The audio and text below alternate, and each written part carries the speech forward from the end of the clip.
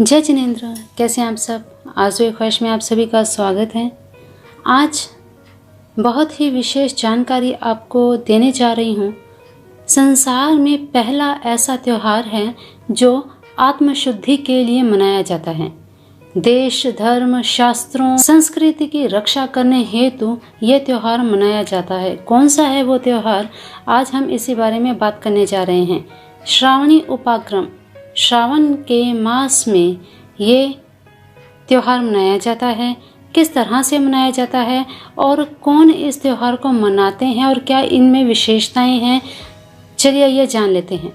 श्रावण शुक्ल पूर्णिमा ही उपाक्रम का प्रसिद्ध काल माना गया है। पूर्णिमा यदि पहले दिन सूर्य उदय से 2 घड़ी बाद में शुरू हो और दूसरे दिन 12 घड़ी या उससे अधिक समय तक हो तो यह क्रम दूसरे ही दिन किया जाता है।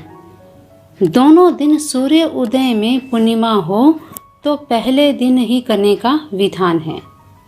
अर्थात पहले दिन पूर्णिमा अगर सूर्य उदय की है तो उसी दिन ये क्रम किया जाएगा। उपाक्रम ग्रहण या संक्रांति के दिन कभी नहीं होता। श्रावणी विशेषकर ब्राह्मणों और पंडितों का पर्व है। पहले आप ये जान लीजिए उपाक्रम कहते किसे हैं। वेद पारायण के शुभारंभ को ही उपाक्रम कहते हैं। इस दिन यज्ञोपवीत के पूजन का विधान है।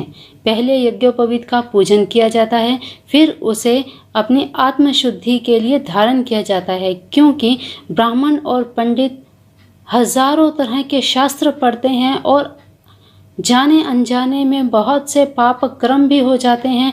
मुख से बोला वचन भी पाप कर्म होता है। तो इस तरह के जो भी जाने अनजाने में पाप होते हैं, इन पापों से मुक्ति पाने के लिए, अपनी आत्मशुद्धि के लिए यज्ञोपवीत का बदलना ही इस दिन की विशेषता है।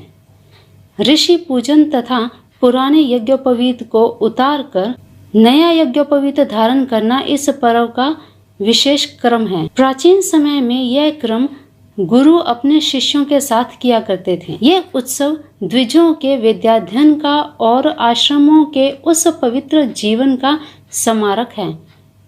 इसकी रक्षा ही नहीं बल्कि इसे यथार्थ रूप में मानना हमारा परम धर्म होना चाहिए। यज्ञोपवीत को सिर्फ एक धागा मत समझिए। यज्ञोपवीत में इतनी शक्ति है जो आपके पाप क्रम को खत्म कर देता है, समाप्त कर देता है। इस उपाक्रम में सबसे पहले तीर्थ की प्रार्थना के अनंतर वर्ष भर के जाने अनजाने में हुए पापों के निराकरण के लिए प्रायश्चित रूप में हेमाद्रि स्नान संकल्प करने के बाद 10 विध स्नान करने का भी विधान है। इसके अनंतर ऋषि पूजन, सूर्योपस्थान, यज्ञोपवीत पूजन और नवीन यज्ञोपवीत धारण करने की विधि है। तो यज्ञोपवीत को धारण करना बिल्कुल आसान विधि नहीं मानी जा सकती। ये हमारे धर्म शास्त्रों की रक्षा करने हेतु बहुत ही आवश्यक है, बहुत ही महत्वपूर्ण है। इसीलिए ब्राह्मण और पंडित लोग खासकर इस दिन को बहुत ही विशेषताओं से, बहुत ही महत्वपूर्ण मानते हुए मनाते हैं और पुराने यज्ञोपवीत को उतार कर नया यज्ञोपवीत धारण करते हैं। तो ये है संसार में ऐसा पहला त्योहार जो शरीर की, आत्मा की शुद्धि करता है, आपके सब पाप कर्मों से आपको दूर करता है। तो चलिए आज की विशेष जानकारी इतनी ही। मिलते हैं फिर एक नई वीडियो में नई विशेष जानकारी के साथ। तब तक के लिए अपना ध्यान रखिए, अपने अपनों का भी ध्यान रखिए। चैनल पर अगर आप नए हैं तो वीडियो को देखकर सब्सक्राइब करके बेल आइकन जरूर प्रेस कर दीजिएगा ताकि इसी तरह की अन्य वीडियोस आपको मिलती रहें। तब तक के लिए जय जिनेंद्र।